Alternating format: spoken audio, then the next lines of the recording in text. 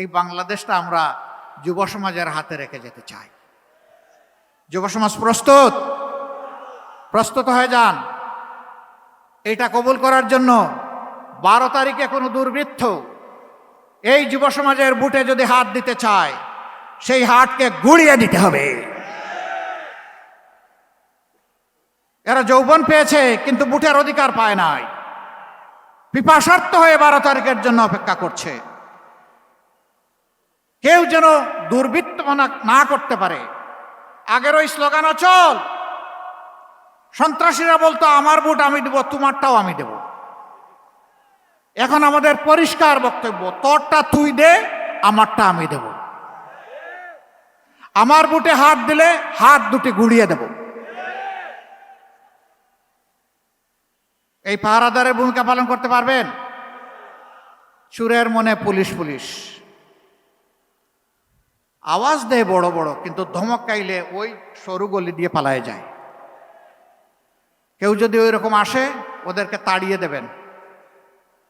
বেশি খেদমত করার দরকার নেই, শুধু তাড়াই দিলেই চলবে।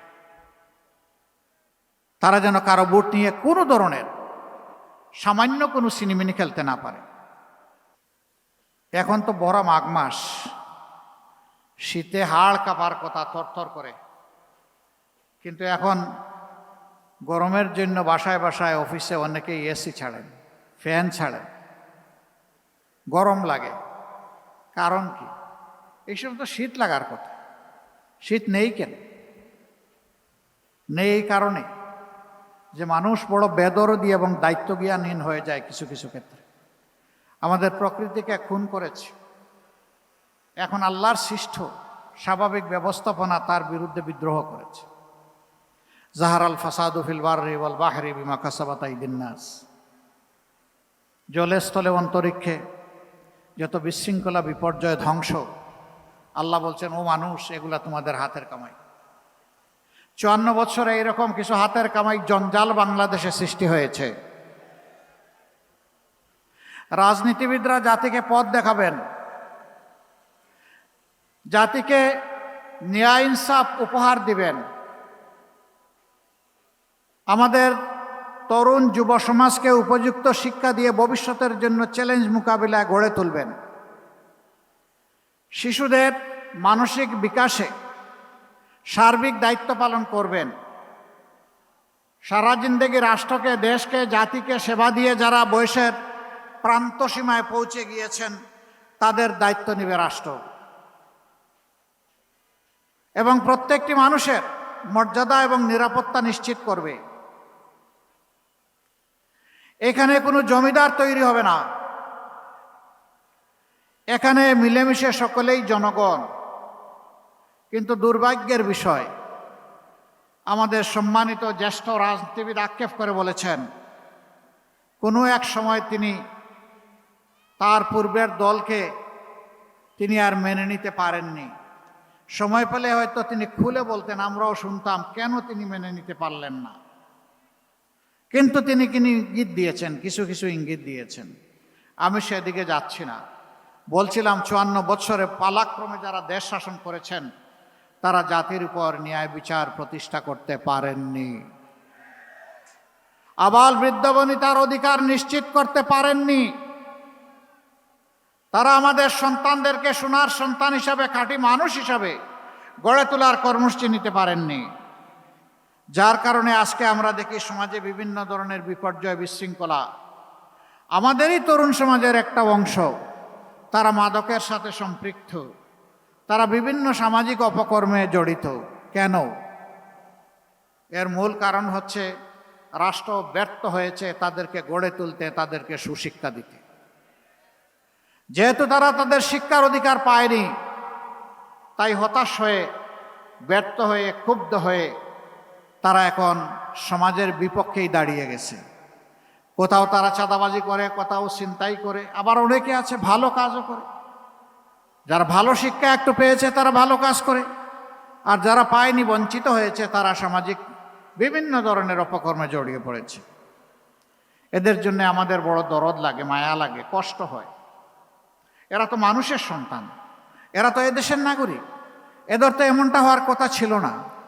রাষ্ট্র কেমনে এত দায়িত্ব জ্ঞানহীন হয়, সরকার কেমনে এত দায়িত্ব জ্ঞানহীন হয়? কেন একটা মানব সন্তান জন্ম নেওয়ার পরে সে শৈশবে উপযুক্ত চিকিৎসা এবং শিক্ষা পাবে না?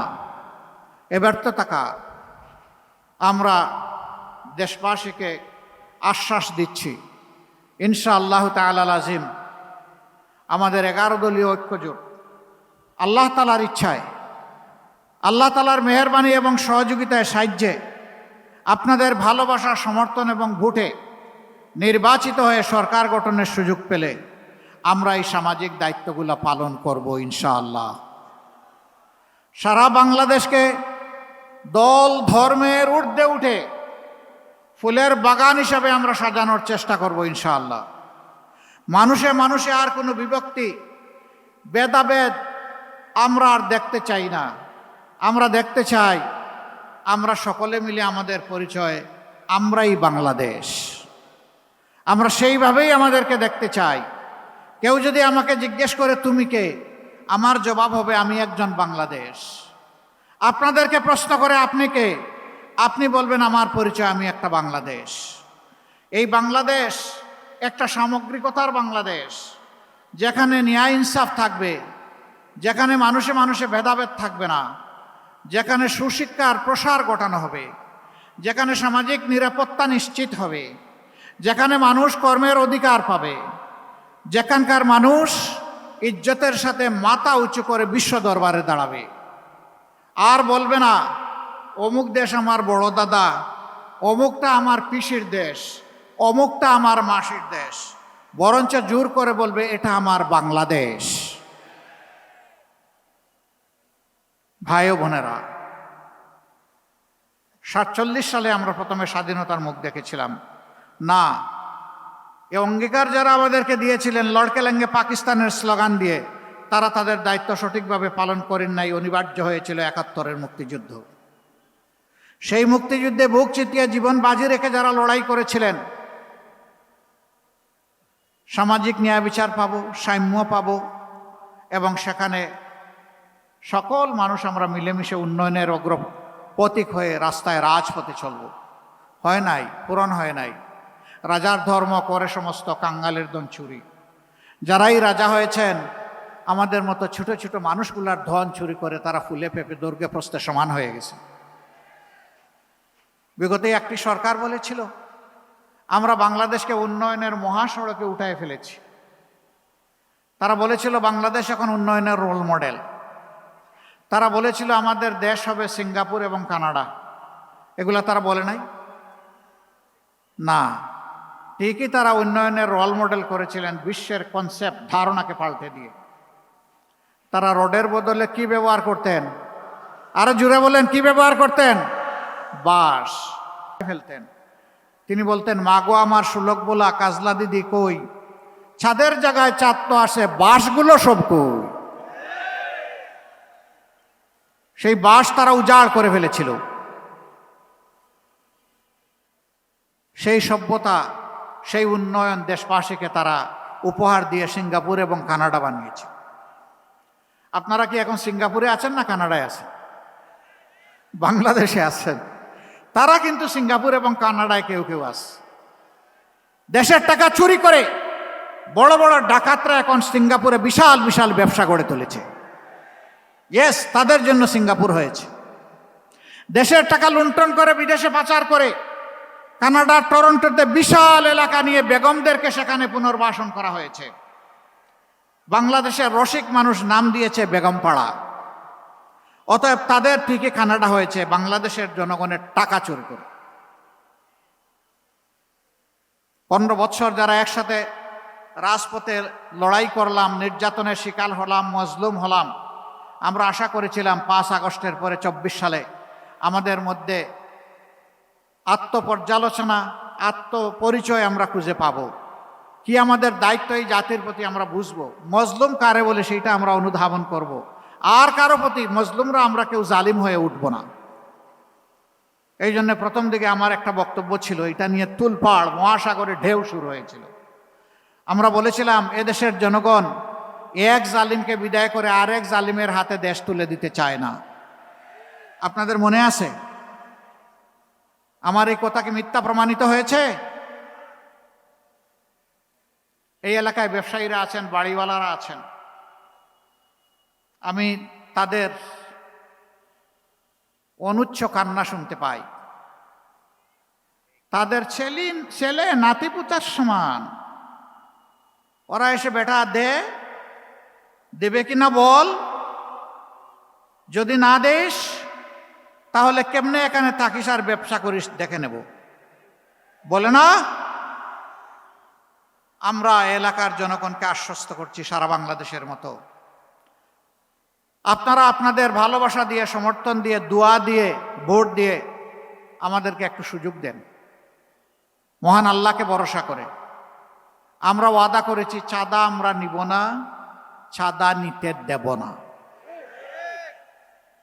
আমরা বলেছি দুর্নীতি আমরা করব না, দুর্নীতি আমরা সহ্যও করব না। আমরা এই দেশকে লুটে পুটে খাওয়ার জন্য মসনদে বসতে চাই না।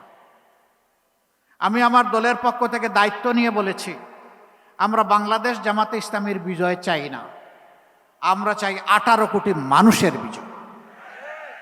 সে বিজয়ী হবে আমাদের বিজয় ইনশাআল্লাহ। সম্মানিত ভাইরা, এই বিজয়টা আনতে হলে আগামীতে 2টি ভোট আমাদের জন্য অপেক্ষা করছে একই দিনে, 12 ফেব্রুয়ারি।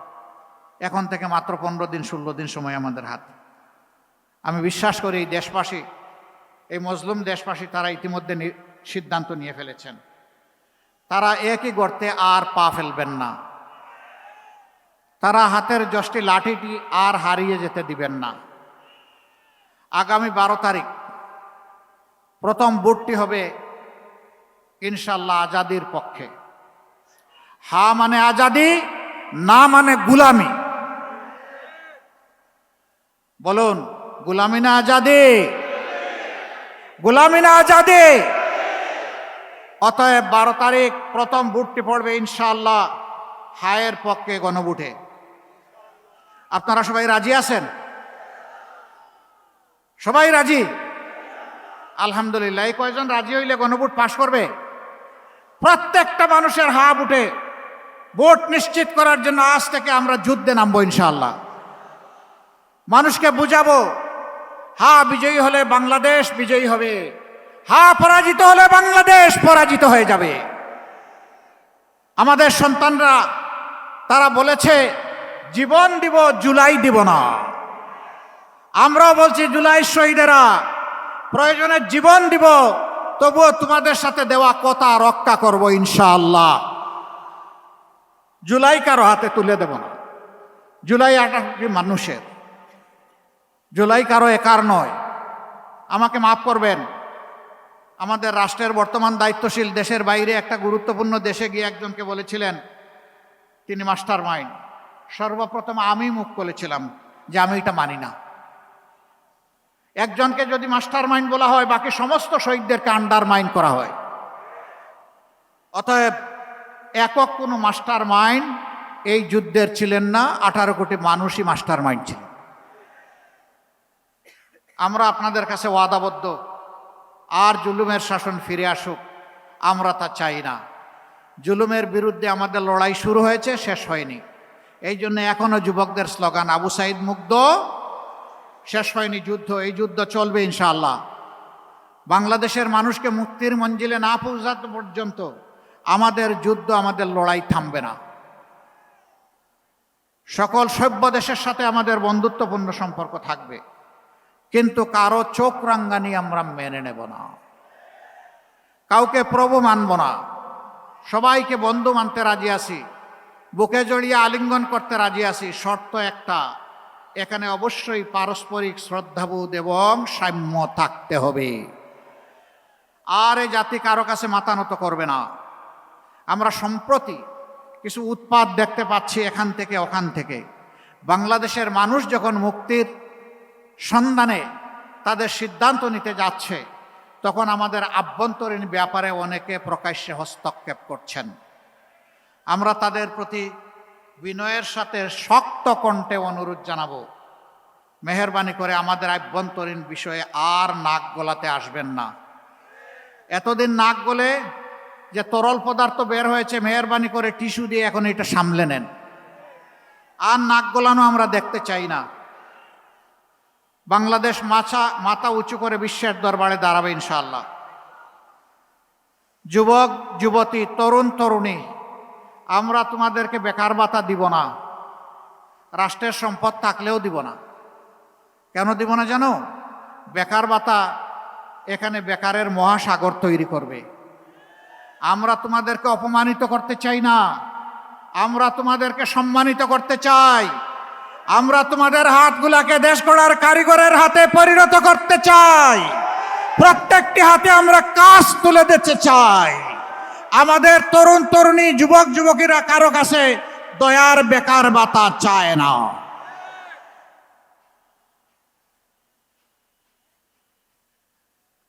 এই দক্ষ যুবক যুবতীরা বাংলাদেশকেও গড়বে, বিশ্বকেও গড়বে ইনশাআল্লাহ। আমরা সেই বাংলাদেশটা চাই। বয়সের একটা প্রান্তে আমরা চলে এসেছি। আমাদের জ্যেষ্ঠ পলিটিশিয়ান, তিনি তো অনেক বয়স, তাকে অবশ্য তা মনে হয় না, দেখতে 35-এর মতো লাগে। আলহামদুলিল্লাহ, আল্লাহ তাআলা তাকে এভারগ্রিন রেখেছেন, কিন্তু তিনি অনেক বয়স্ক মানুষ। আমাদের এখন চলে যাওয়ার হিসাব নিকাশ আমরা কার কাছে রেখে যাব? এই বাংলাদেশটা আমরা যুব সমাজের হাতে রেখে যেতে চাই। যুব সমাজ প্রস্তুত? প্রস্তুত হয়ে যান এটা কবুল করার জন্য। 12 তারিখে কোনো দুর্বৃত্ত এই যুব সমাজের বুটে যদি হাত দিতে চায়, সেই হাতকে গুড়িয়ে দিতে হবে। এরা যৌবন পেয়েছে কিন্তু বুটের অধিকার পায় নাই, পিপাসার্থ হয়ে 12 তারিখের জন্য অপেক্ষা করছে। কেউ যেন দুর্বৃত্তপনা না করতে পারে। আগের ওই স্লোগান অচল। সন্ত্রাসীরা বলতো আমার ভোট আমি দেব, তোমারটাও আমি দেব। এখন আমাদের পরিষ্কার বক্তব্য, তোরটা তুই দে, আমারটা আমি দেব। আমার বুটে হাত দিলে হাত দুটি গুড়িয়ে দেব। এই পাহারাদারের ভূমিকা পালন করতে পারবেন? চুরের মনে পুলিশ পুলিশ আওয়াজ দেয় বড় বড়, কিন্তু ধমক খাইলে ওই সরু গলি দিয়ে পালায় যায়। কেউ যদি ওই রকম আসে, ওদেরকে তাড়িয়ে দেবেন। বেশি খেদমত করার দরকার নেই, শুধু তাড়াই দিলেই চলবে। তারা যেন কারো ভোট নিয়ে কোনো ধরনের সামান্য কোনো সিনেমিনি খেলতে না পারে। এই এলাকার সমস্যার কথা বলেছেন আমার ভাই ডক্টর আব্দুল মান্নান। তিনি বলেছেন পুরান ঢাকা আধুনিকতার কোনো ছোঁয়া পায়নি। আমি আপনাদের সাথে একমত। ইংলিশে একটা ছোট্ট ফ্রেজ আছে, ওল্ড ইজ গোল্ড। আমরা পুরান ঢাকাকে সোনা বানাবো ইনশাআল্লাহ। আমরা সেই সম্মান পুরান ঢাকার প্রতি দেখাবো, ন্যায্যতার ভিত্তিতে। এটি তাদের অধিকার, এটি তাদের হক। এই পুরান ঢাকার ঘরে ঘরে ভাত খেয়ে অনেকে এমপি হয়েছেন, মন্ত্রী হয়েছেন, বড় আমলা হয়েছেন, যোদ্ধা হয়েছেন, অনেকে সেনাপতিও হয়েছেন, কিন্তু পুরান ঢাকার প্রতি যে কৃতজ্ঞতা আদায় করা ছিল দরকার, সেটা তারা করেন নাই। আমরা পুরান ঢাকার প্রতি সেই কৃতজ্ঞতা আদায় করার সুযোগ নেব ইনশাআল্লাহ। আপনারা দোয়া করবেন। আপনারা যে সমস্ত দাবি করেছেন এগুলা কোনো অন্যায্য আহামরি কোনো দাবি না, একেবারেই ন্যায্য দাবি।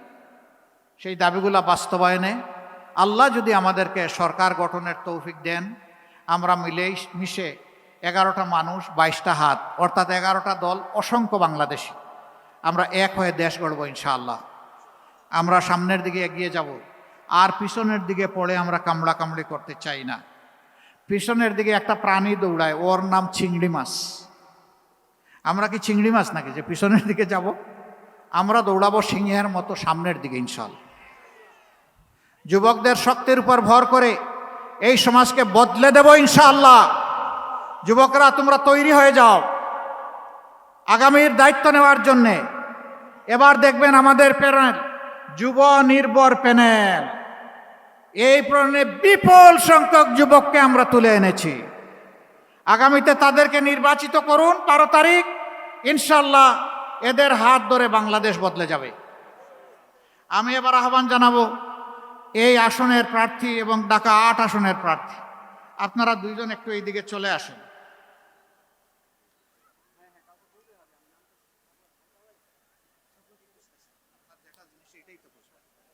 বিসমিল্লাহ। 6 থেকে যেহেতু সিরিয়াল আগে পড়ে, এই জন্যে আমরা ইনসাফের প্রতীক দাঁড়িপাল্লা, আমরা দেশবাসীর পক্ষ থেকে 11 দলীয় জোটের পক্ষ থেকে আমরা 6 আসনের প্রার্থী, বিশিষ্ট শিক্ষাবিদ, সমাজসেবক, আপনাদের প্রিয় মুখ, প্রিয় মানুষ জনাব ডক্টর আব্দুল মান্নানের হাতে আমরা ইনসাফের প্রতীক দাঁড়িপাল্লা আমরা তুলে দিই। ইনশাআল্লাহ 12 তারিখ এই আসন সহ বাংলাদেশের 300 আসনে আল্লাহ যেন আমাদের জন্য বিজয়ের সুসংবাদ দান করেন। আর আপনারা ওই বিজয় ঘরে নিয়ে ইনশাআল্লাহ ফিরবেন, ফিরে আপনারা ঘুমাবেন। ঠিক আছে না? না ঘুমাইতে পারবেন না, বলবেন আরে এখন থেকে এত কষ্ট করব, সেদিন বিজয় হওয়ার পরেও একটু ঘুমাইতে পারবো না? না, পারবেন না। ফাসাব্বিহ বিহামদি রাব্বিকা ওয়াস্তাগফির। যে আল্লাহ বিজয় দিবেন, 2 রাকাত নামাজ পড়ে 4টা সেজদায় পড়ে চোখের পানি দিয়ে সেই আল্লাহর কৃতজ্ঞতা আদায় করবেন ইনশাআল্লাহ। এ বিজয় ছিনিয়ে আনা পর্যন্ত লড়াই চলবে তো ইনশাআল্লাহ। আপনাদেরকে মোবারকবাদ। তারপরে আমাদের স্নেহের নাসির উদ্দিন পাটোয়ারি, এনসিপির মুখ্য সমন্বয়ক, ঢাকা 8 আসনে একটা ব্যাটেল গ্রাউন্ডে তাকে আমরা সেনাপতি হিসাবে ছেড়েছি। দোয়া করি আল্লাহ যেন তার জীবন, তার ইজ্জতকে হেফাজত করেন। এ লড়াইয়ে, নির্বাচনী লড়াইয়ে সে যেন বিজয়ী হয়। তার হাতেও আমরা 11 দলের পক্ষ থেকে আজকে আমরা শাপলাকলি তুলে দিলাম। এই শাপলাকলি, ওখানে পাল্লা, ওখানে ছাতা, ওখানে দেয়ালগড়ি, ওখানে রিক্সা, ওখানে আর যত প্রতীক আছে আমাদের 11 দলের সকল প্রতীকের, নেজামে ইসলাম পার্টির বই, কিতাব যা আছে সবগুলাই শাপলাকলিতে আছে, সবগুলাই পাল্লাতে আছে। যে যেখানে আছেন আমরা তার জন্য জান প্রাণ দিয়ে কাজ করে বিজয় ছিনিয়ে আনবো ইনশাআল্লাহ। সবাই ভালো থাকবেন। সবাইকে অসংখ্য ধন্যবাদ, আপনাদের প্রতি গভীর কৃতজ্ঞতা।